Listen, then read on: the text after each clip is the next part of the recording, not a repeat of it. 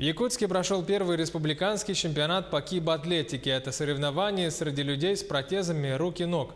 Участники прошли специальную полосу препятствий, заданий носили бытовой характер. Спортсмены приехали из разных уголков Якутии. Репортаж Анастасии Кобызевой.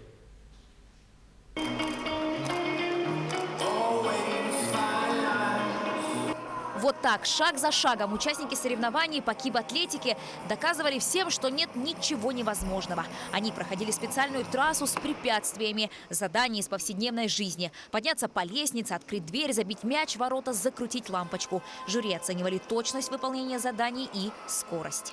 Мы изготовили нашу трассу в течение месяца. У нас были добровольцы, которые этим занимались.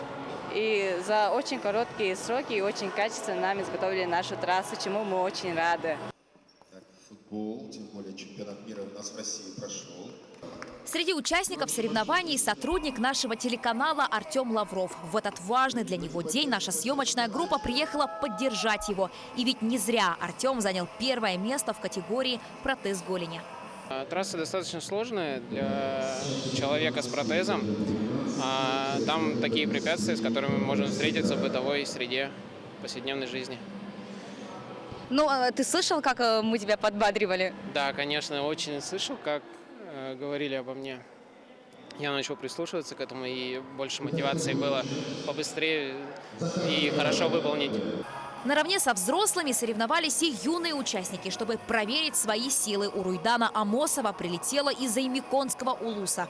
Призового места спортсменка не заняла, но ничуть не расстроилась. Все нормально прошла, но очень довольна результатом. Якутия – первый регион на Дальнем Востоке, где прошел чемпионат по кибатлетике. В регионе планируют и дальше развивать этот новый вид спорта. Мы, конечно, поддержим, потому что это еще одна грань привлечения нашего населения не только к спорту и жизни, а яркий пример для здоровых людей, что надо заниматься, развиваться и совершенствовать свои навыки. Подобные соревнования мотивируют людей с протезами изменить образ жизни, вернуться к активной деятельности. Каждый участник выложился на 100%. Теперь язык не повернется сказать, что это люди с ограниченными возможностями. Анастасия Кобызева, Григорий Николаев, Якутск.